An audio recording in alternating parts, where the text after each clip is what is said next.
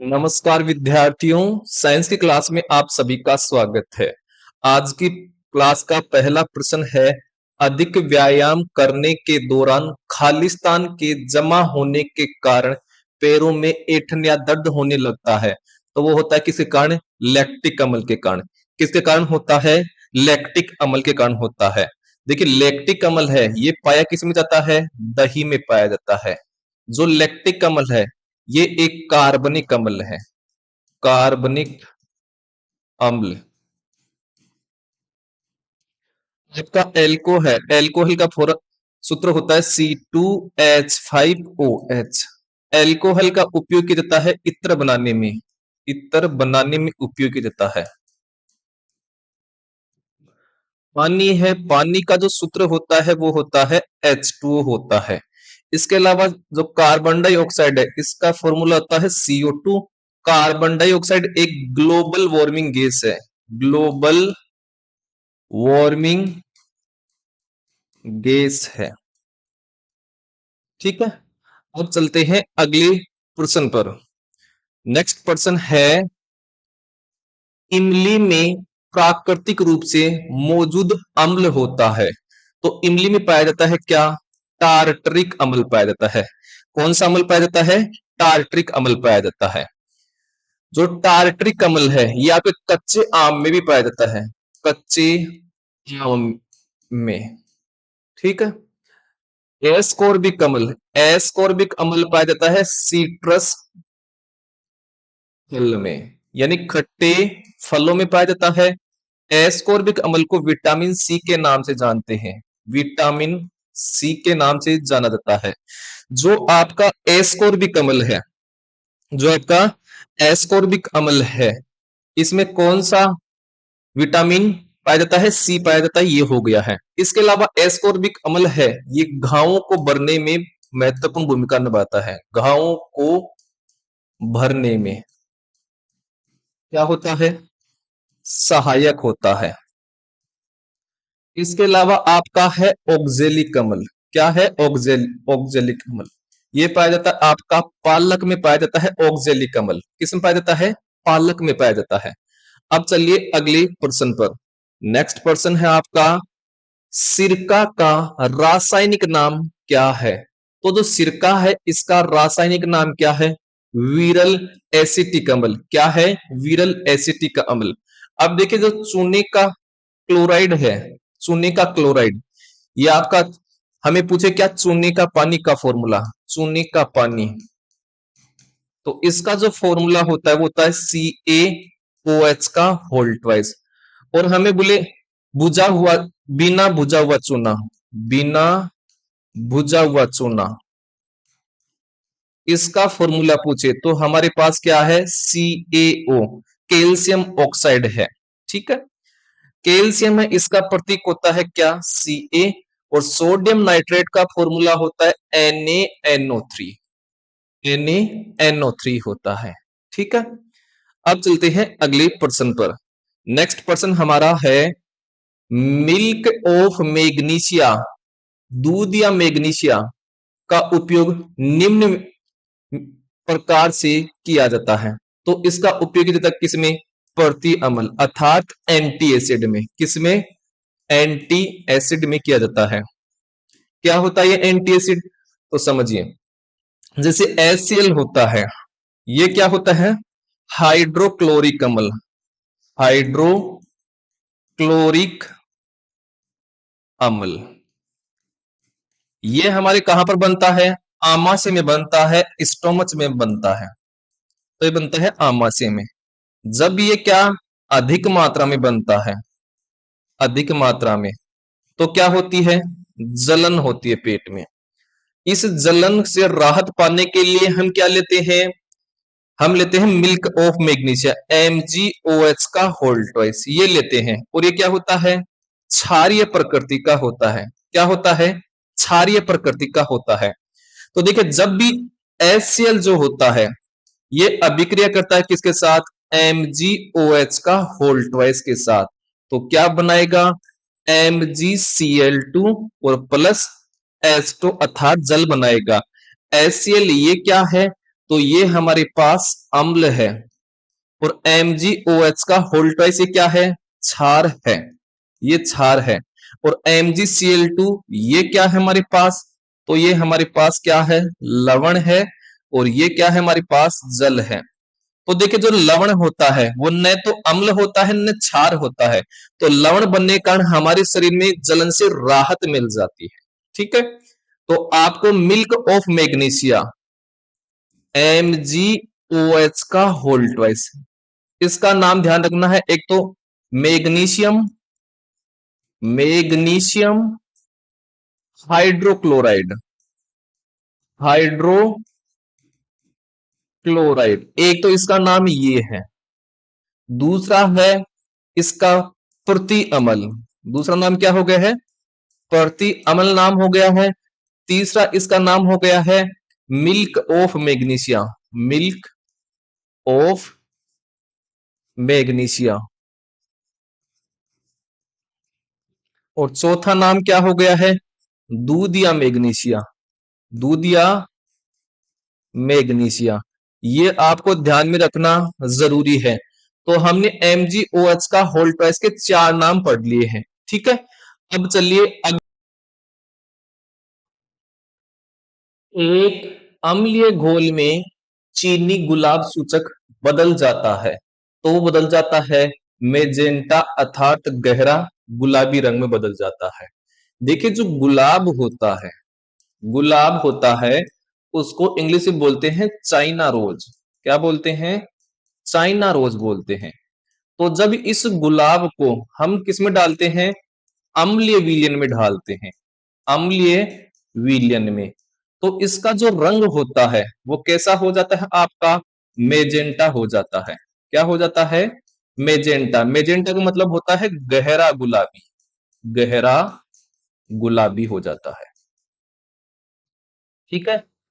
अब हम बात कर लेते हैं क्या? संतरा। जो संतरा होती है इसमें जो पाया जाता है वो पाया जाता है एस्कोर्बिक अम्ल, एस्कोर्बिक अम्ल पाया जाता है। और एस्कोर्बिक अम्ल ये किसका नाम है? विटामिन सी का नाम है, विटामिन सी का नाम है। ठीक है। जो विटामिन सी है ये क्या करता है? घावों को भरने में सहायक होता है, घावों को भरने में सहायक होता है। ठीक है। अब हमारे पास आता है क्या? अम्ल आता है, अम्ल। तो अम्ल क्या होते हैं? अम्ल जो होते हैं ये नीले लिटमस को, नीले लिटमस को क्या करते हैं? लाल करते हैं,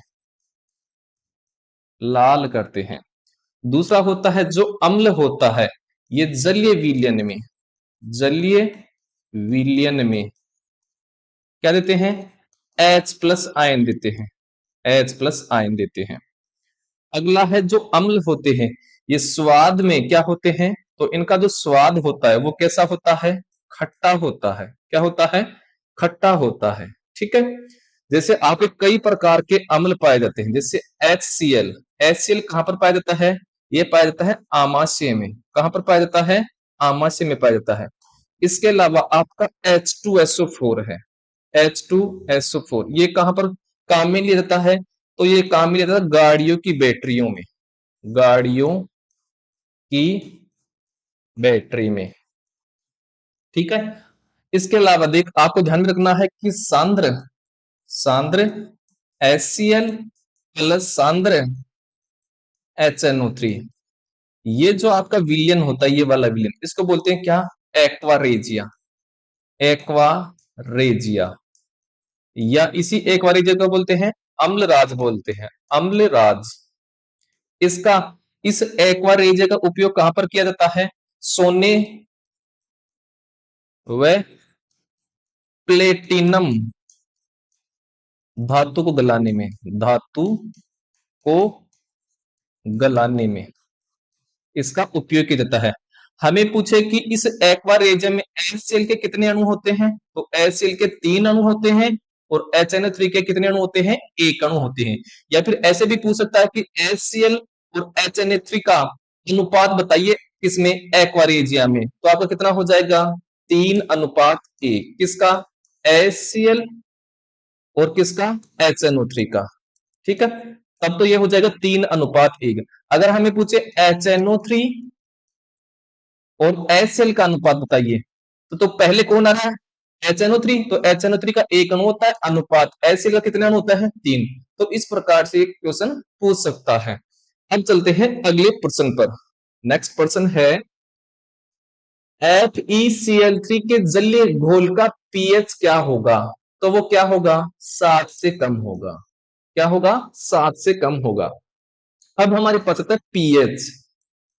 तो पीएच जो स्केल है, इसकी जो खोज की थी, इसकी जो खोज की थी वो की थी सोरेनसन ने, सोरेनसन ने की थी। जो पीएच स्केल है, इस पर 0 से लेकर के 14 तक क्या होते हैं, अंक होते हैं। देखिए इस प्रकार का एक क्या होता है, स्केल होता है। तो 0 से शुरू होता है और 14 पर क्या होता है, समाप्त होता है। बीच में होता है 7। तो जिस भी पदार्थ की पीएच 7 होगी वो क्या होता है, उदासीन होता है, अर्थात तो वो ना तो अम्लीय होता है और ना ही क्षारीय होता है। 7 से नीचे और 0 तक जो एक परास है, ये किसकी परास है, अम्ल की। किसकी परास है, अम्ल की। और 7 से अधिक और 14 तक ये जो परास है ये किसकी है, आपकी। तो ये है किसकी, क्षार की। ठीक है, 7 से 14 की तरफ बढ़ते हैं तो क्षारीयता बढ़ती है, और 7 से 0 की बढ़ते हैं तो अम्लता क्या होती है, बढ़ती है। ठीक है, इसके अलावा आपको पीएच ध्यान में रखना है। जो रक्त है, रक्त है, इसकी पीएच कितनी होती है, 7.4 होती है। आसुत जो जल होता है, आसुत जल, डिस्टिल्ड वाटर जिसको बोलते हैं, उसकी पीएच 7 होती है, अर्थात ये क्या होता है, उदासीन होता है। इसके अलावा आपको ध्यान में रखना है मानव शरीर की पीएच, मानव शरीर की पीएच वो कितनी होती है, 7 से 7.8 होती है। कितनी होती है, 7 से 7.8 होती है। ये आपको ध्यान में रखना है। अब चलिए अगले प्रश्न पर। नेक्स्ट प्रश्न है, एक क्षारीय विलयन हल्की हल्दी संकेतक को खालिस्तान रंग में बदलता है। तो बदलता है किसमें, पीले से लाल रंग में। किसमें बदलता है, पीले से लाल रंग में बदलता है। अब समझिए क्षार क्या होते हैं। क्षार क्या होते हैं, जो क्षार होते हैं इनका स्वाद कैसा होता है, तो इनका स्वाद कड़वा होता है। क्षार होते हैं ये लाल लिटमस को, लाल लिटमस को क्या करते हैं, नीला करते हैं। क्षार जो होते हैं इनका जो स्पर्श है, क्षार का स्पर्श ये किसकी तरह होता है, साबुन की तरह होता है, साबुन की तरह। आपने विभिन्न प्रकार के क्षार देखेंगे। फॉर एग्जाम्पल, तो इसके एग्जाम्पल है आपके क्षार के क्या, KOH, इसको बोलते हैं पोटेशियम, पोटेशियम हाइड्रोक्साइड। इसके अलावा क्षार का एग्जाम्पल है NaOH, इसको क्या बोलते हैं आपका, सोडियम हाइड्रोक्साइड, सोडियम हाइड्रोक्साइड। इसके अलावा आपका MgOH का होल ट्वाइस, इसको क्या बोलते हैं, मैग्नीशियम, मैग्नीशियम हाइड्रोक्साइड, हाइड्रोक्साइड। ठीक है, ये क्या है, आपके क्षार हैं। अब जो हल्दी है, हल्दी क्या है, एक सूचक है, इंडिकेटर है। क्या होते हैं सूचक, सूचक जो होते हैं ये अम्ल व क्षार की पहचान करने में हमें क्या करते हैं, मदद करते हैं। ठीक है, तो ये होते हैं क्या, सूचक। अब चलिए अगले प्रश्न पर। तो नेक्स्ट प्रश्न आपका है, रासायनिक रूप से एस्प्रिन है। तो जो एस्प्रिन होती है ये क्या होती है, एसिटाइल सैलिसिलिक अम्ल होता है। क्या होता है, एसिटाइल सैलिसिलिक अम्ल होता है। अब चलिए अगले प्रश्न पर। नेक्स्ट प्रश्न है, जब लाल चींटी किसी भी व्यक्ति को काटती है तो वह डंक मार देती है। डंक निम्नलिखित में से किस अमल के कारण होता है। तो वो होता है किसके कारण? फॉर्मिक अम्ल के कारण। किसके कारण होता है? आपका फॉर्मिक अम्ल के कारण होता है। देखिए जो फॉर्मिक अम्ल होता है ये और किसमें पाया जाता है? नेटल के पादप में। नेटल पादप में पाया जाता है। जो फॉर्मिक अम्ल होता है ये क्या है? एक कार्बनिक अम्ल है। कार्बनिक अम्ल है ये। इसके अलावा देखिए एस्कोर्बिक अम्ल, जो एस्कोर्बिक अम्ल है ये क्या है? विटामिन सी है। क्या है? Vitamin C. एस्कोर्बिक अम्ल जो होता है ये घावों को भरने में मदद करता है। घावों को भरने में सहायक है ये। एस्कोर्बिक अम्ल किस में पाया जाता है? खट्टे फलों में। खट्टे फलों में पाया जाता है। और खट्टे इसका सबसे बड़ा स्रोत है, मेन स्रोत है ये क्या है? आंवला है। क्या है? आंवला। आंवला सबसे खट्टा फल होता है। ठीक है। इसके अलावा हम बात कर लेते हैं किसके बारे में? लैक्टिक अम्ल। जो लैक्टिक अम्ल है ये पाया जाता है दही में। किस में पाया जाता है? दही में। लैक्टिक अम्ल है ये भी एक कार्बनिक अम्ल का एग्जाम्पल है।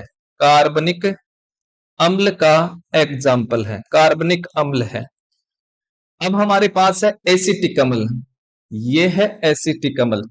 तो आपका एसिटिक अम्ल है ये किस में पाया जाता है? सिरका में। क्या पाया जाता है? सिरका में। सिरका को क्या बोलते हैं? विनेगर भी बोलते हैं। विनेगर।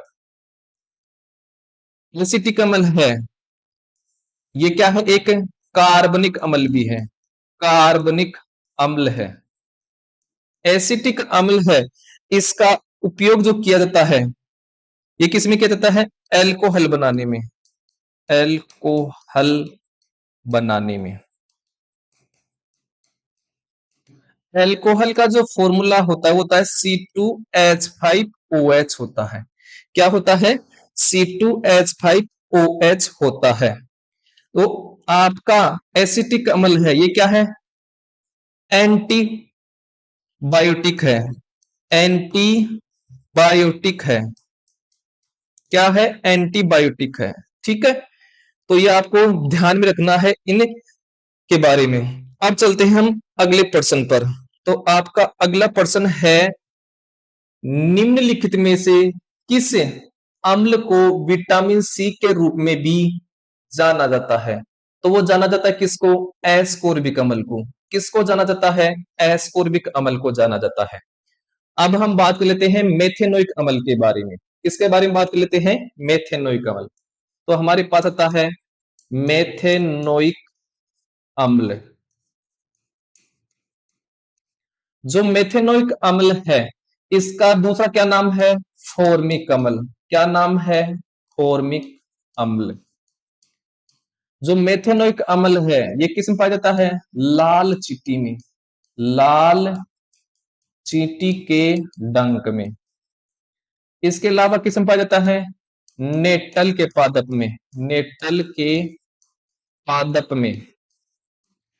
जो मेथेनोइक अम्ल है, मेथेनोइक अम्ल है ये क्या है? एक कार्बनिक अम्ल है। कार्बनिक अम्ल है। ठीक है। हमारे पास आता है क्या? टारटरिक अम्ल। टारटरिक अम्ल। तो आपका जो टारटरिक अम्ल है ये किस में पाया जाता है? आपका इमली में पाया जाता है। किस में पाया जाता है? इमली में। इसके अलावा किस में पाया जाता है? कच्चे आम में।